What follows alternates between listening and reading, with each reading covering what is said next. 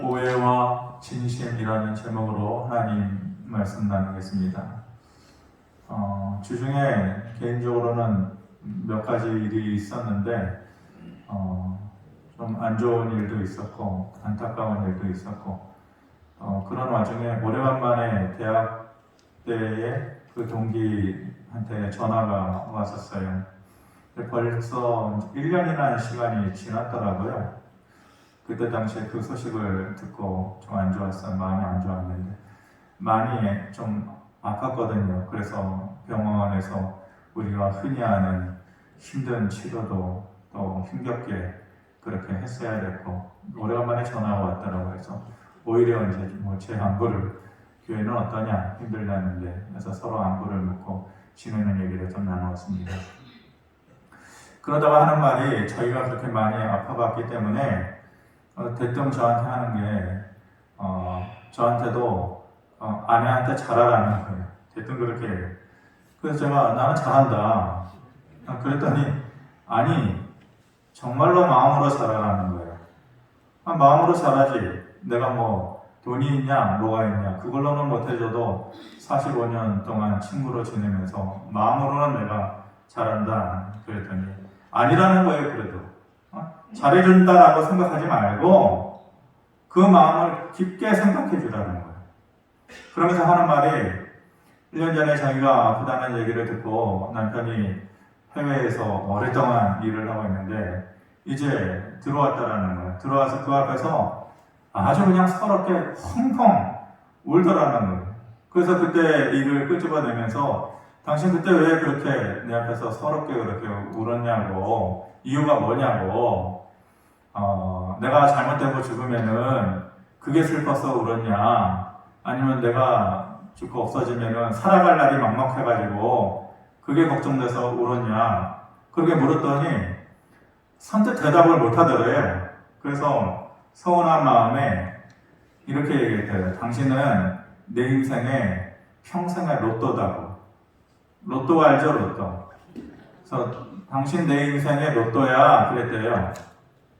남편이 대뜸 그렇지 내가 당신한테 복덩이지 복덩이 행운이지 그랬더니 그게 아니고 여러분들 로또 사면 로또가 번호가 맞나요? 안 맞았잖아요. 당신은 내 평생의 로또야. 맞는 게 하나도 없어. 나랑 맞는 게 하나도 없다고 그렇게 얘기를 했다고 그러더라고요. 이제 그 부부가 친구처럼 뭐 그렇게 재미나게 지내는 사이라는 것을 잘 알고 있기 때문에 웃으면서 들어줬는데 그 말을 하면서 잘 안다고 그래서 잘해준다고 생각하지 말고 마음으로 더 생각해 주라는 말이었어요. 사람과의 관계에서 자기가 잘 안다라고 생각을 하는데 정작 상대방을 몰라주고 그래서 서로에게 크고 작은 오해를 불러일으키고 쌓아가게 되는 것이죠. 결국은 서로 간에 마음의 거리가 멀어지게 되고 관계를 포기하게 되는 그런 경우들도 많이 생겨나게 됩니다. 그런 경우들은 오히려 가까운 사이에서 더 일어나기 때문에 가까울수록 더 조심해라 라는 말이 있는 것이죠. 제자는 스승의 멀리 보는 마음을 이해하지 못하고 오해를 해요.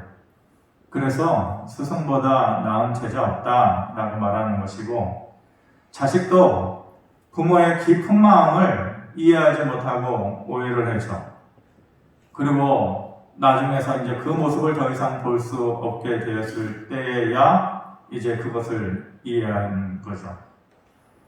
하나님을 믿는 성도도 마찬가지예요. 하나님의 계획과 깊은 사랑을 깨닫지 못해서 오해해요. 그래서 더 많은 은혜와 채우심을 받을 수 있는 기회를 차버리는 거죠. 그리고 스스로 망해가는 길을 걸어가는 것이에요. 그래서 이 오해라고 하는 것은 상호 간의 건강한 관계를 빼앗고 아픔을 주고 그리고 손해를 가져다 주는 것이에요. 오해, 이 사전적인 의미가 뭡니까? 사실과 다르게 해석하거나 이해하는 것. 이것이 오해라는 말이에요. 사실은 따로 있는데 그렇게 보지 않고 자꾸만 빼든지 엉뚱한 것을 더하든지 그래서 잘못 해석하고 이해하는 것이 오해예요. 영어로는 이것을 misunderstanding 이래요. 또 mistake 이래요. misconception 이렇게 얘기해요. 이해하는데 understanding 하는데 그 앞에 miss라는 말이 붙어요.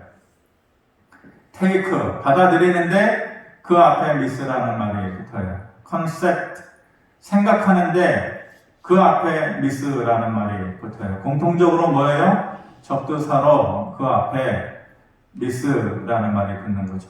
이 접두사 miss가 무슨 뜻입니까? 잘못되게 이런 말이에요. 잘못되게. 그러니까 이해나 받아들이는 것을 옳게 하지 않고 자꾸 왜곡되게 삐뚤어지게 잘못되게 한다는 것이죠. 그런데 이 오해의 전문가들이 이스라엘 백성들이에요. 우리도 영적인 이스라엘 백성들 아닙니까? 그들은 하나님의 약속을 이미 잘 알고 있었고 하나님께서 이루신 생명의 기적과 같은 일들도 직접 체험했던 사람들이에요. 모르지 않았어요. 그런데도 그들이 늘 불평하고 원망하는 이유는 왜 자꾸 이런 일이 우리에게 생기느냐라는 것이에요. 왜 우리는 늘 빼앗겨야만 되느냐?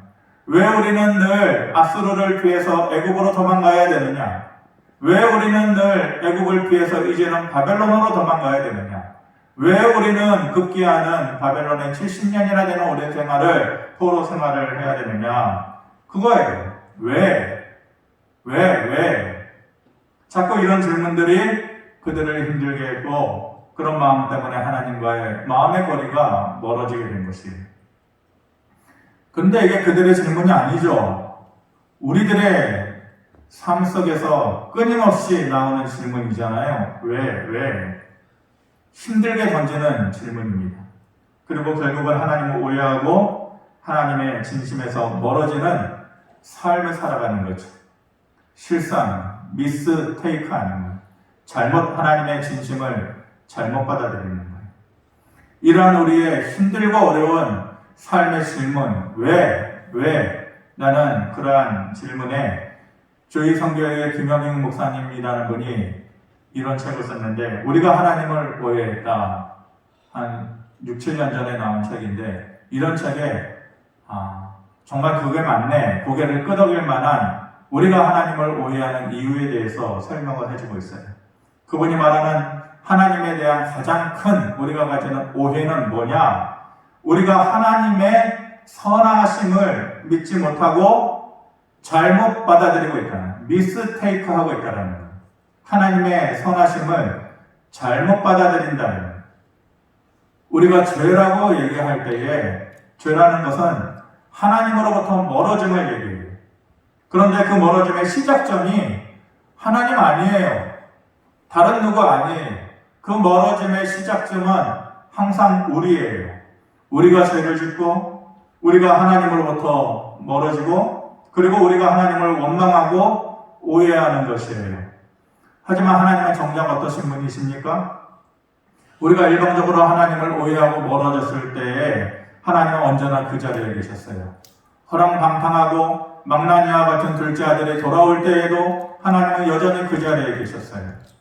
이스라엘 백성들이 포로 생활 70년을 마치고 돌아올 때에도 그 자리에서 하나님은 기다리고 계셨어요.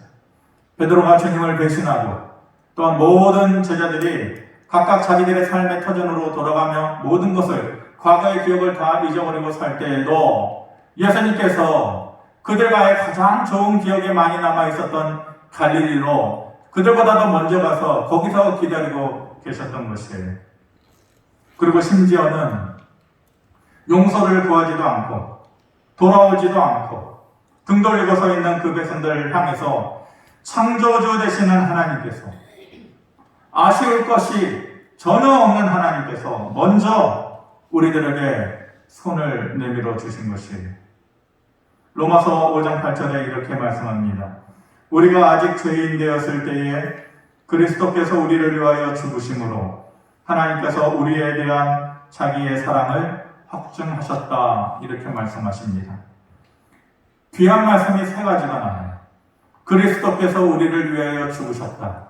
이보다 귀한 말씀이 어디 있겠어요? 귀한 말씀이에요. 그리고 하나님께서 우리를 향해서 자기의 사랑을 확증하고 증명해 보여주셨다. 이 말씀도 더없이 귀한 말씀이죠. 그런데 제 개인적으로는 그거보다도 가장 마음에 담아두어야 할 말은 우리가 아직 죄인 되었을 때에 라는 말이에요. 그 말은 우리에게는 자격이 없었다라는 말이에요. 과거도 그렇고 살아가는 지금도 그렇고 앞으로도 그럴 것이에요. 자격이 없어요. 우리가 죄인이고 그래서 하나님께 나아갈 수 없는 그런 파렴치한 입장에 있을 때에 라는 말이에요. 그런데 그때에 하나님께 우리가 돌아갈 때가 아니고 사람답게 변했을 때가 아니고 여전히 죄의 냄새가 쾌쾌하게 풀풀 나는 부끄러운 모습일 때에 우리가 여전히 그런 모습일 때에 하나님께서 우리를 다시 기억해 주시고 자기의 사랑을 보여주셨다는 말이에요. 이런 하나님의 선하심에 대해서 너희는 어떻게 늘 그렇게 의심만 하느냐라고 하시는 것이 그런 의심이 자꾸만 생겨나고 또한 하나님께 멀어지게끔 하는 것은 사탄이 주는 마음이다라는 것입니다. 그런 마음이 들어오면은 하나님에 대한 오해가 생겨나게 되는 거죠. 어떤 오해가 생겨나요? 하나님께서 선하시지 하지만 그 선하심이 언제나 영원하시겠어?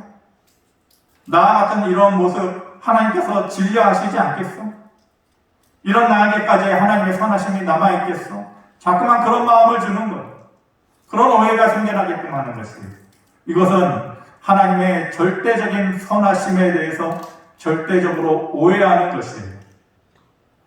또 우리가 어떻게 그 하나님을 오해합니까?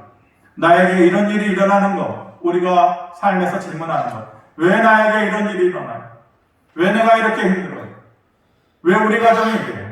이러한 삶의 질문에 대해서 나에게 일어나는 일은 하나님께서 나에게 벌 주시기 위해서 하는 것이다. 그렇게 자꾸만 사탄이 우리의 마음에 무거운 돌을 쌓아가듯이 우리의 믿음을 갉아먹고 마음을 힘들게 하고 어둡게 만들어가요. 그럴 때 우리가 어떤 말씀을 기억해야 됩니까? 로마서 5장 8절 조금 전에 읽었던 그 말씀 한 구절을 우리가 붙잡아야 되는 것이에요. 뭐라고 얘기해요?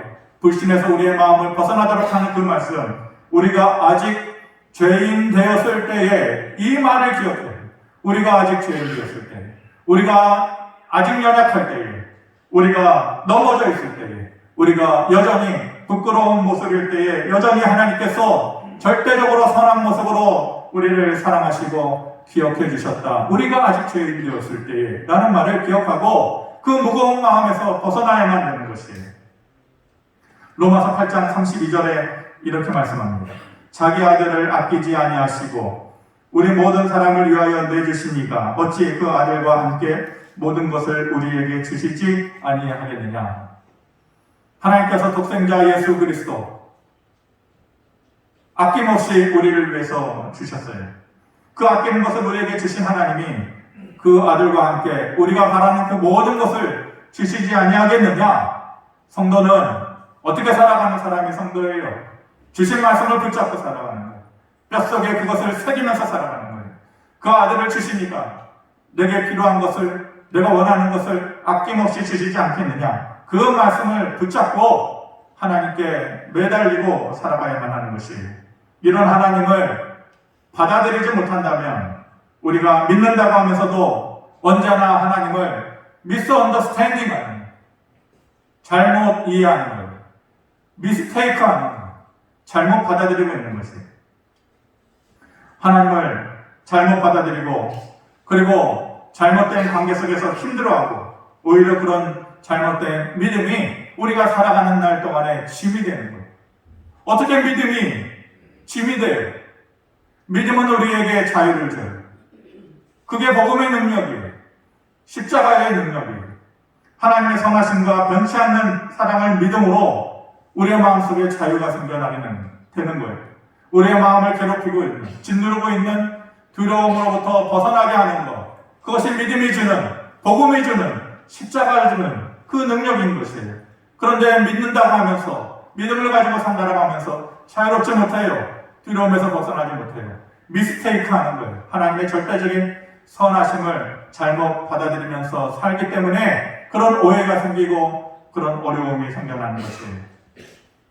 오늘 본문 이사야 57장에 보면 이스라엘 백성들의 하나님에 대한 오해된 내용이 나옵니다. 57장 11절에 말씀합니다. 같이 한번 보겠습니다. 시작. 내가 누구를 두려워하며 누구로 말미암아 놀랍기에 거짓을 말하며 나를 생각하지 아니하며 이를 마음에 두지 아니하였느냐. 내가 나를 경외하지 아니함은 내가 오랫동안 잠잠했기 때문이 아니냐. 먼저 하나님께서 말씀하셔요. 너희가 왜 나를 두려워하지 아니하고 거짓되고 생명이 없는 것들에 대해서 자꾸만 마음을 빼앗기면서 사느냐? 왜 내 앞에서 늘 거짓을 얘기하며 나를 기억하지 않느냐? 그렇게 물으시면서 그렇게 너희가 하는 이유가 뭔지 안다. 너희가 나를 기억하지 않고 나 외에 다른 것을 마음에 품고 사는 이유 나는 안다 라고 얘기하십니다. 그러면서 뭐라고 얘기합니까?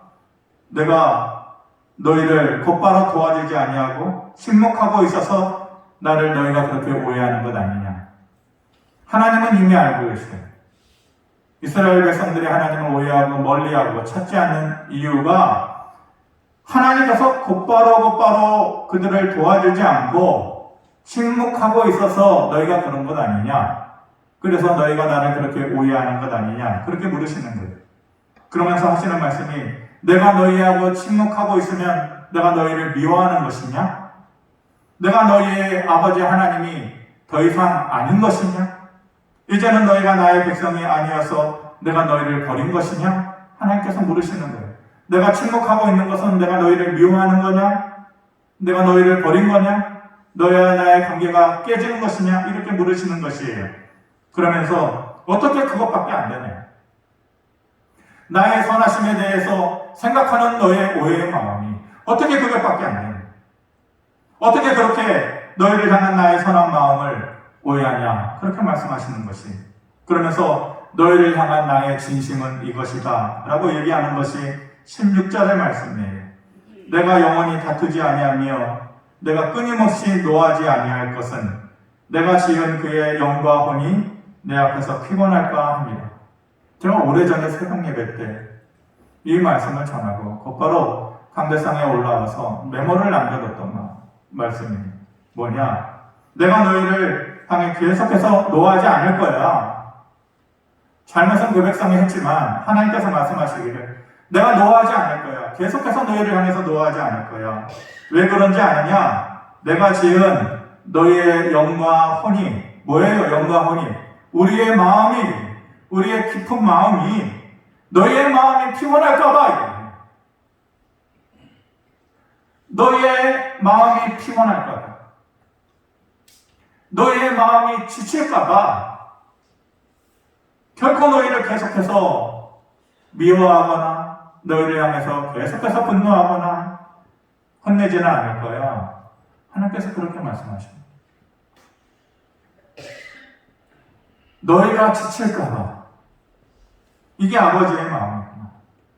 이것이 하나님의 선하심이구나. 미워서 때려놓고 그것이 자꾸만 마음에 쓰여가지고 들여다보고 또 돌아와서 또 가가지고 또 들여다보고 그리고 약 발라주는 그 모습이 하나님의 진심이구나. 그 마음이 지칠까봐 하나님께서 우리의 눈치를 보고 계시는 것 같아요. 하나님의 수많은 이름이 있지만 저는 여기서 눈치 보시는 하나님인 것 같아요. 하나님은 A형이에요. 제가 봤을 때 혈액형이 있다면 하나님은 A형이시다. A, B형도 계시고 B형도 계시겠지만 용서하시기 바랍니다. A, B형이나 B형은 그러든지 말든지 내가 할 말 다 하고 돌아서면 그만이야. A형은 자기가 잘못한 것이 아닌데도 내가 잘못한 건 아닌가? 돌아가서 또 한 번 돌아보고 또 한 번 그 마음 상처받지 않았을까? 그 마음 나 때문에 괴롭지 않을까? 또 가서 살펴보고 하나님은 A형이세요. 그 백성이 쓰러질까봐 피곤할까봐 하나님께서 영원히 분노치 아니하십니다. 그런데 백성은 그것을 오해하는 것이고 하나님의 진심을 몰라주는 것이죠.